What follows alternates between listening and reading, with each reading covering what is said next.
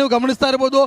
ಸಾಕಷ್ಟು ಈಗಾಗಲೇ ಈ ಒಂದು ಪ್ರತಿಭಟನೆ ಭುಗಿಲೆದ್ದಿರುವಂಥದ್ದು. ಯಾಕಂತಂದರೆ ಈಗಾಗಲೇ ಕಳೆದ ಒಂದು ವಾರದ ಹಿಂದಷ್ಟೇ ಮತ್ತೊಂದು ಪ್ರತಿಭಟನೆ ನಡೆದಿತ್ತು. ಇದಾದ ಬಳಿಕ ಮತ್ತೊಂದಿಷ್ಟು ಈ ಒಂದು ಪ್ರತಿಭಟನೆ ಸಹ ನಡೀತಾ ಇರುವಂಥದ್ದು ನೀವು ನೋಡ್ತಾ ಇರ್ಬೋದು. ಸಾಕಷ್ಟು ಈ ಒಂದು ರೊಚ್ಚಿಗೆದ್ದ ರೈತರು ಸಾಕಷ್ಟು ಒಂದು ಪ್ರತಿಭಟನೆ ನಡೆಸ್ತಾ ಇರುವಂಥ ದೃಶ್ಯಾವಳಿಗಳು ಸಹ ಗಮನಿಸ್ತಾ ಇರ್ಬೋದು.